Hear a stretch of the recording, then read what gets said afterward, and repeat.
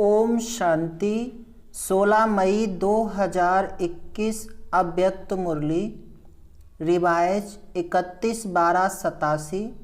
Topic नया वर्ष, बाप समान बनने का वर्ष। आज त्रिमूर्ति बाप 3 संगम देख रहे हैं।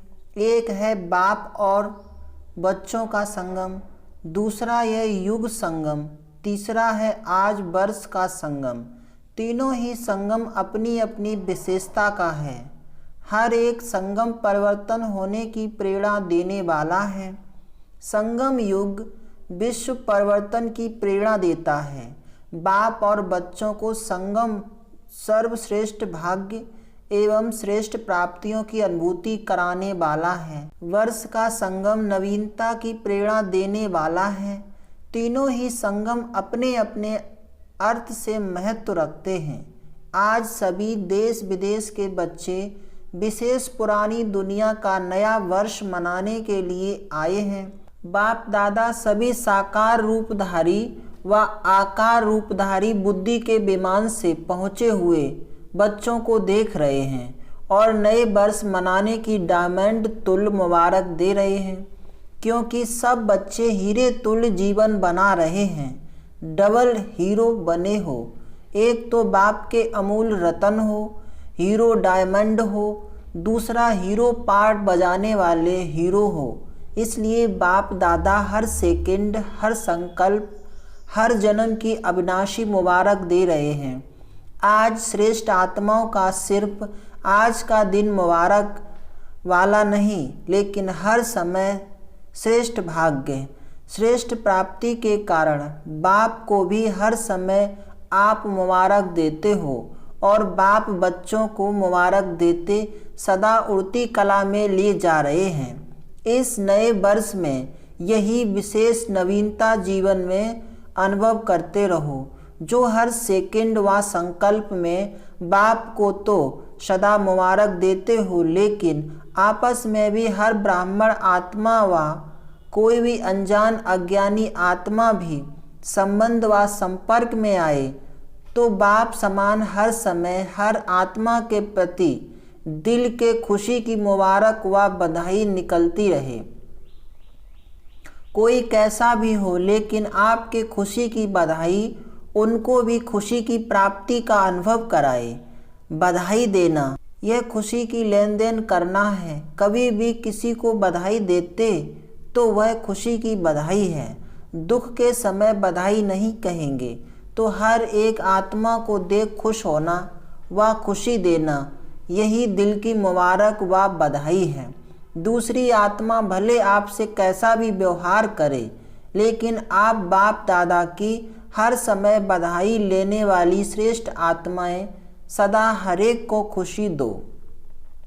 वह कांटा दे, आप बदले में रूहानी गुलाब दो। वह दुख दे, आप सुखदाता के बच्चे सुख दो। जैसे से वैसे नहीं बन जाओ।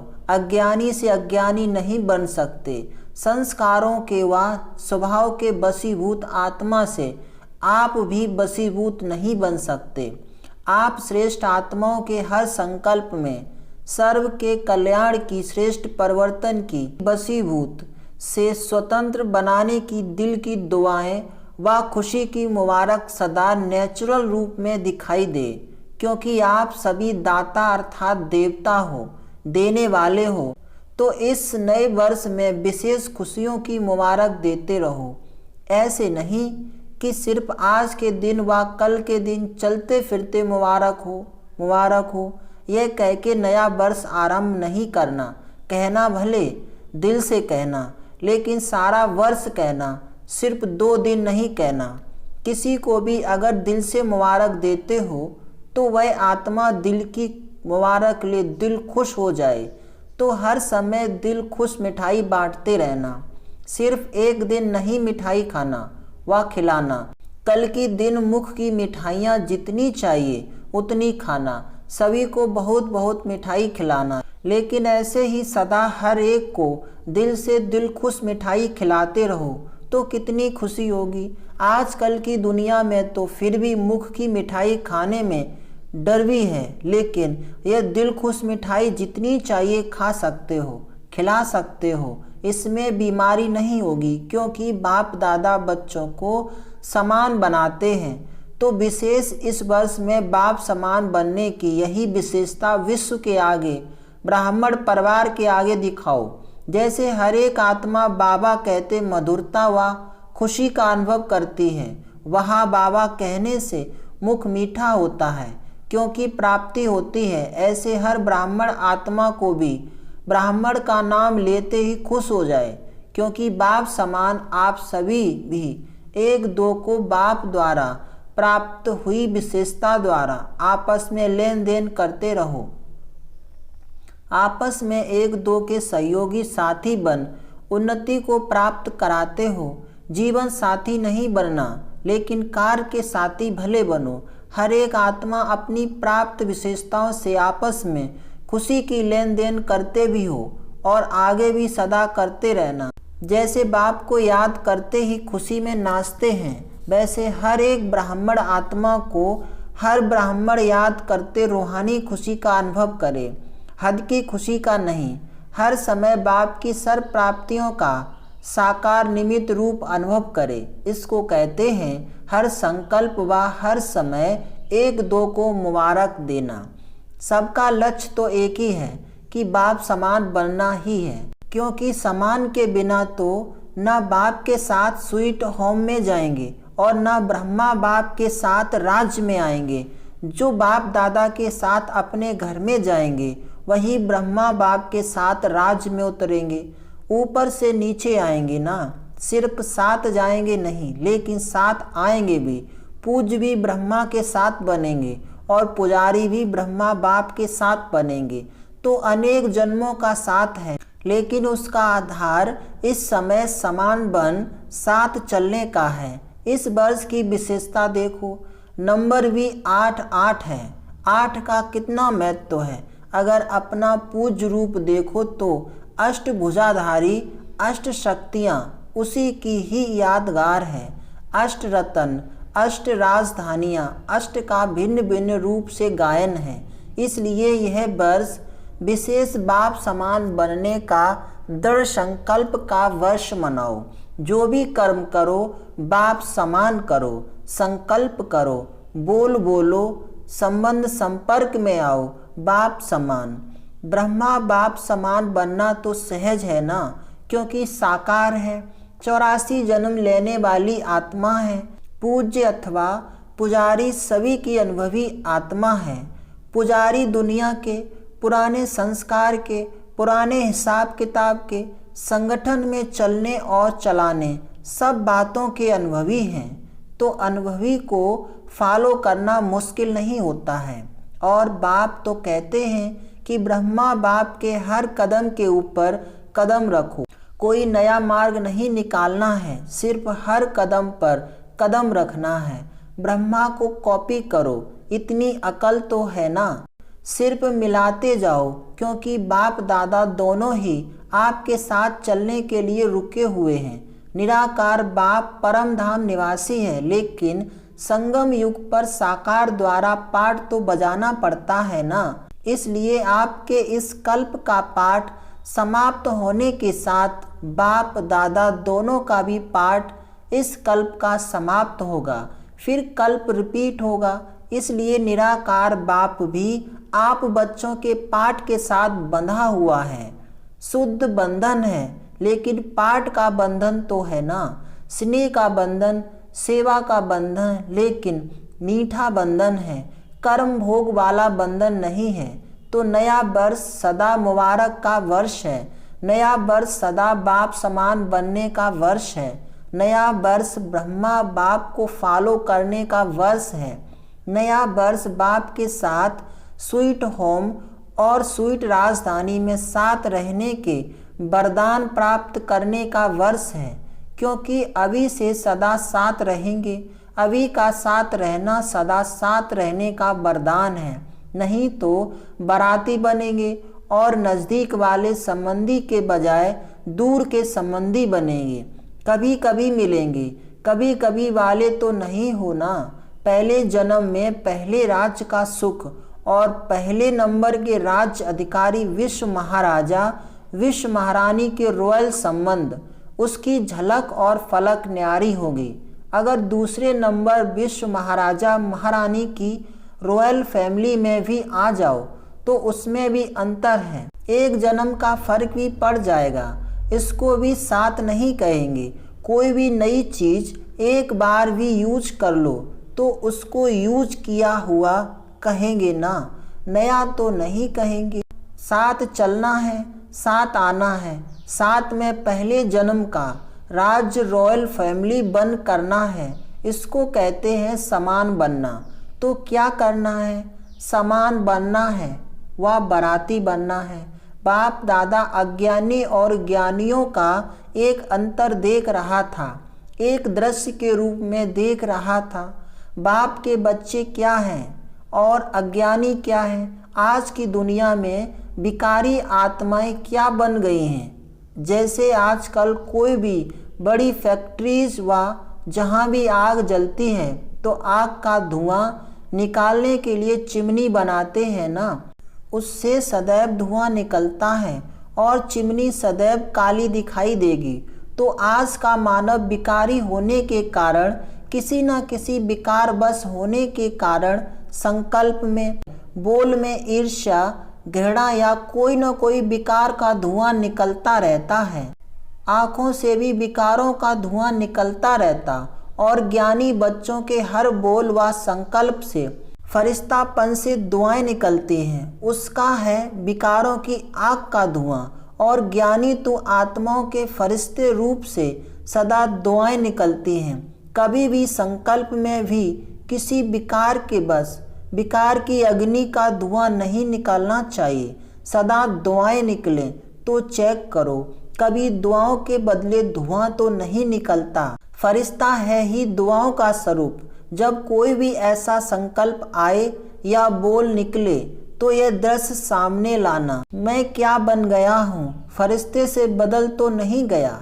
व्यर्थ संकल्पों का भी धुआं है, वह जलती हुई आग का धुआं है, वह आधी आग का धुआं है।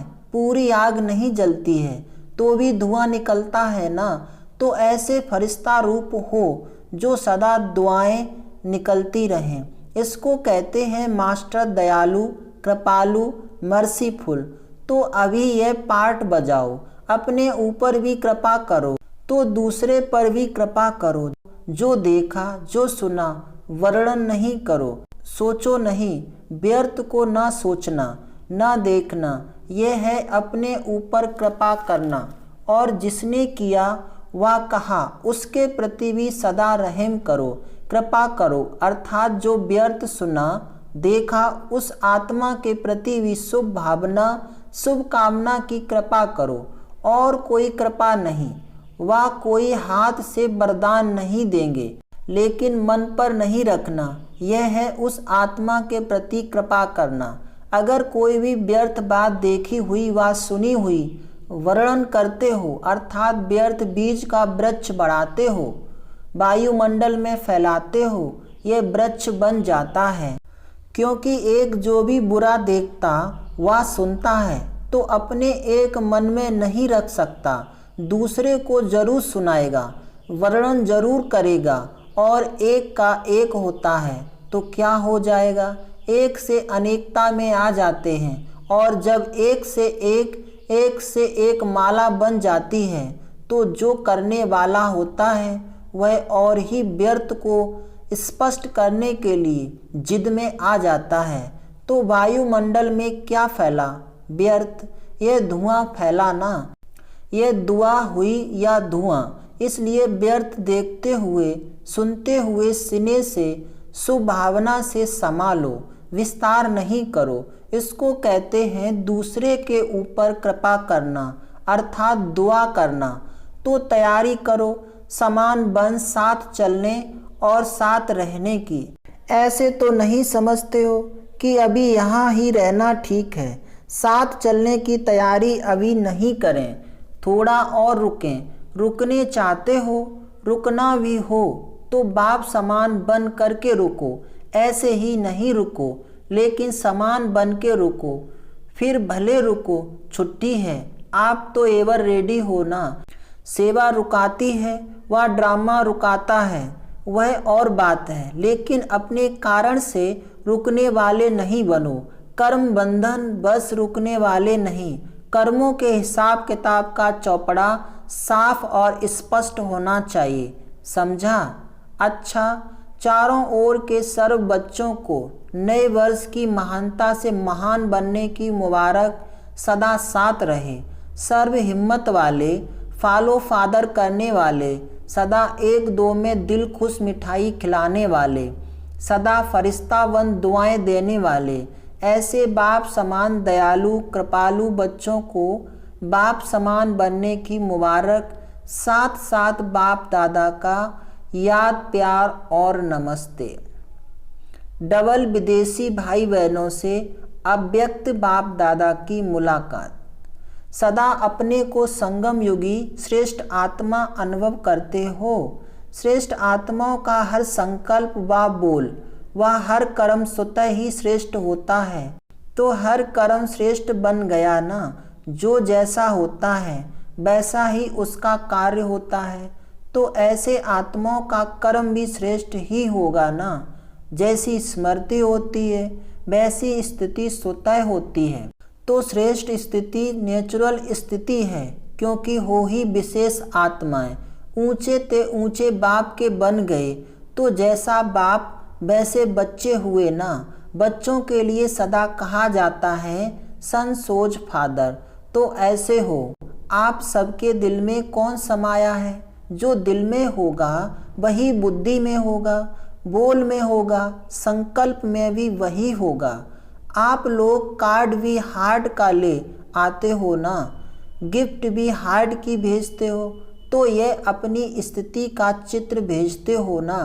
तो जो बाप की दिल पर सदा रहता है वह सदा ही जो बोलेगा जो करेगा वह स्वतः ही बाप समान होगा। बाप समान बनना मुश्किल नहीं है ना। सिर्फ डॉट बिंदी याद रखो तो मुश्किल नॉट हो जाएगी। डॉट को भूलते हो तो नोट नहीं होता। कितना सहज है डॉट बनाना व डांट लगाना। सारा ज्ञान इसी एक डांट शब्द में समाया हुआ है। आप भी बिंदी, बाप भी बिंदी, और जो बीत गया उसे भी बिंदी लगा दो बस। छोटा बच्चा भी लिखने जब शुरू करता है तो पहले जब पेंसिल कागज पर रखता है तो क्या बन जाता है? डॉट बनेगा ना। तो यह भी बच्चों का खेल है। यह पूरा ही ज्ञान की पढ़ाई खेल खेल में है। मुश्किल काम नहीं दिया है, इसलिए काम भी सहज है और हो भी सहज योगी।